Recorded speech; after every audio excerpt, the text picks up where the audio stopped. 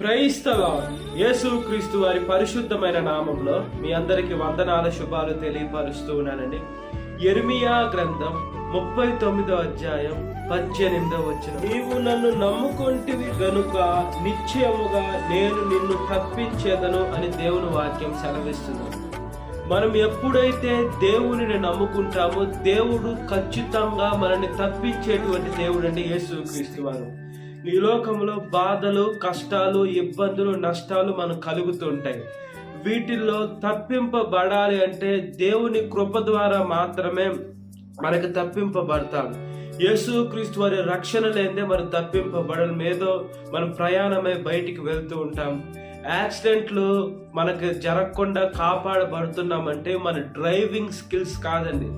30 సంవత్సరాలు 20 సంవత్సరాలు ఉండేటువంటి అనుభవంగా ఉండేటువంటి డ్రైవర్లకి, పెద్ద పెద్ద బస్సులు, లారీలు డ్రైవింగ్ చేసే డ్రైవర్లకి యాక్సిడెంట్లు అవుతున్నాయి. అంటే దేవుడు కంచె లేకుంటే, దేవుడు కాపుదల లేకుంటే మనకి ఏ రూపానైనా మనము స్ట్రైట్గా రోడ్డు మీద వెళ్తున్నా వేరే వాహనం వచ్చి మనల్ని ఢీకొన్నది యాక్సిడెంట్తో సమానమే. కాబట్టి ఏ అపాయము మన మీదకి రాకుండా దేవుడు మనల్ని కాపాడేటువంటి దేవుడు అంటే యేసుక్రీస్తు వారు. దేవుడు మనల్ని రక్షిస్తారు. మనం దేవుడిని ఆశ్రయించాలి. దేవుని వాక్యానుసారంగా మనం బ్రతకాలి. దేవుని మాట చొప్పున మనం ఎప్పుడైతే జీవిస్తూ ఉంటామో దేవుడు మనల్ని ఆదుకుంటాడండి, మనల్ని ఆదరిస్తారు. మనకి కొన్నిసార్లు ఒక బాధ కలుగుతుంది, మనకి కొన్నిసార్లు ఒక శ్రమ కలుగుతుంది. వీటిలన్నింటిలో నుంచి మనం రక్షింపబడాలంటే దేవుని కృప ద్వారానే, దేవుని పరిశుద్ధాత్మ శక్తి ద్వారానే, దేవుని ఆత్మ ద్వారా మాత్రమే మనం రక్షింపబడతాం. మనం ఈ లోకంలో పరిశుద్ధంగా ఉండాలి, చూసే చూపు పరిశుద్ధంగా ఉండాలి, నడిచే నడక పరిశుద్ధంగా ఉండాలి, చేసే క్రియ పరిశుద్ధంగా ఉండాలి. మనము దేవుని ఆత్మను కలిగిన బిడ్డలుగా ఉండాలి. మనం ఎప్పుడైతే నిలుపెచ్చిన జీవితంలో ఉంటామో, లేదా ఈ లోకంలో పాపపు మనసు కలిగి ఉంటామో చాలా శ్రమలకు లోనవుతాం. మనము దేవుణ్ణి నమ్ముకుంటే దేవుడు మనతో ఉంటాడు. నమ్మకం లేని దగ్గర దేవుడు ఉండడండి. దేవుడు విశ్వాసాన్ని బట్టి మాట్లాడుతున్నాడు. దేవుడు ఉండేటువంటి ఆ ఊరిలో దేవుడు ఎందుకు సూచక కార్యాలు చేయలేదు, గొప్ప కార్యాలు చేయలేదంటే దేవుణ్ణి వాళ్ళు నమ్మలా. అంటే వాళ్ళు పైకి వచ్చారు, అప్పటికప్పుడే స్వస్థత పొందుకున్నారు, వెళ్ళిపోయారు. అప్పటికప్పుడే మనుషులకి అన్నీ కావాలండి, అవన్నీ పొందుకుంటారు, వెళ్ళిపోతారు. మళ్ళీ వాళ్ళకి కృతజ్ఞత అనేది ఉండదు, థ్యాంక్స్ గివింగ్ అనేది ఉండదు. మనకి ఏదన్నా ఒక మనుషులు అంటే ఏదో ఒక రూపాన్ని మనకి సహాయం చేస్తే మనం ఒక పదం వాడతాం, థ్యాంక్స్ అనేది పదం వాడతాం. ఎందుకు వాడతామంటే మనకి ఇబ్బందిగా ఉన్నప్పుడు అతని దగ్గర ఉన్నది మనకి ఇచ్చి సహాయం చేశారు, మనల్ని కాపాడారు. కాబట్టి మనము ఆ పదాన్ని వాడతాం. దేవుడు మనల్ని ఎంతగా కాపాడుతున్నాడు. మనం బ్రతికున్నామంటే దేవుని కృప కదా. అయినా కూడా మనం దేవునికి మనం థ్యాంక్స్ అనేది చెప్పుకోగలుగుతున్నాము. మనము ఎన్నిసార్లు చెప్పినా కూడా తక్కువ అండి. మన కోసం ప్రాణం పెట్టాడు, మన పాపాలన్నింటినీ కడిగి వేశాడు.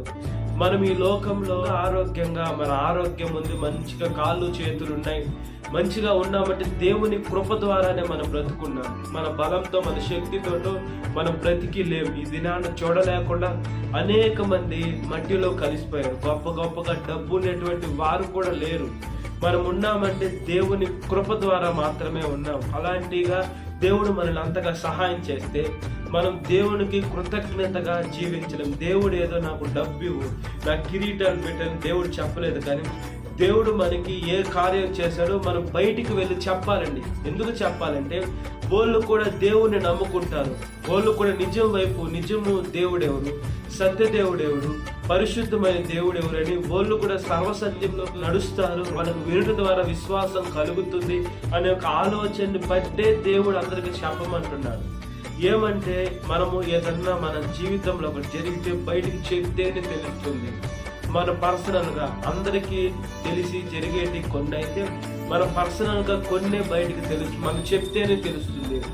దేవుడు మన జీవితంలో అనేక కార్యాలు, మనము ఒక్కరమే ఒంటరిగా ఒక హైవే మీద వెళ్తూ ఉంటాం. మనకి యాక్సిడెంట్ దగ్గర నుంచి మనం తప్పింపబడి మన ప్రాణాలు కావచ్చు మనకి కింద కూడా పడకుండా జస్ట్ మిస్లో తప్పించుకుంటాం. అది మనకు మాత్రమే తెలుసు, లేదా మన వెనకాల ఎవరన్నా వస్తే వాళ్ళిద్దరికి మాత్రమే తెలుసు, వేరే ఎవరికి తెలియదు. అది చెప్పుకుంటేనే నా దేవుడు నన్ను ఇలా కాపాడారు, లేకుంటే నేను ఇప్పుడు బ్రతికుండే దానికి అవకాశమే లేదు.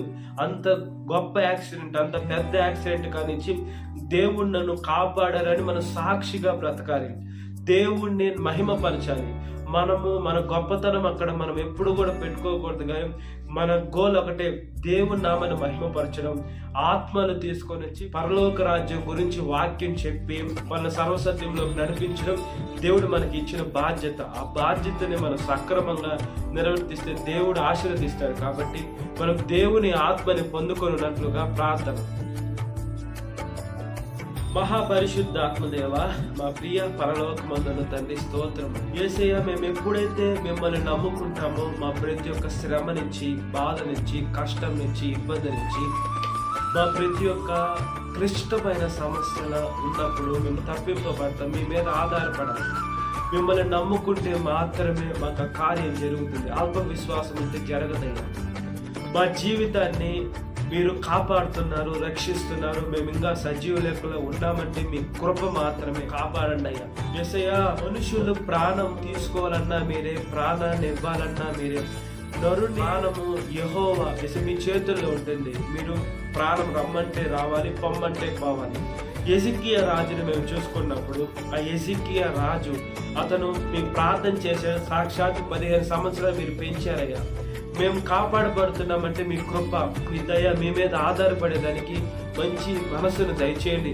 మేము చూసే చూపు, నడిచే నడక, చేసే క్రియ ప్రతి ఒక్కటి ఆశీర్వాదకరంగా, దీవెనకరంగా, మహిమకరంగా మార్చమని అడుగుతున్నాను.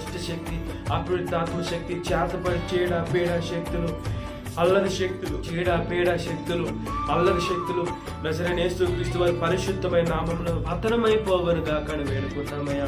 మా ఫోకస్ మీ వాక్యం పైన యేసయ్య ఉండాలయ్యా.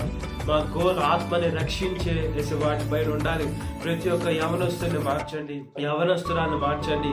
యవన వయసులో కాడి మోయిట నరుడుకు మేలు, అది మోపిన వాడి యెహోవా అయిన వాక్యం సెలవిస్తుంది. కాబట్టి మీరు మాకు ఇచ్చిన కాడి ఏదైతే ఉందో దాన్ని మేము సక్రమంగా, సక్సెస్ఫుల్గా యేసయ్య మా పరుగును మేము కడముట్టించేదని సహాయం దయచేయండి.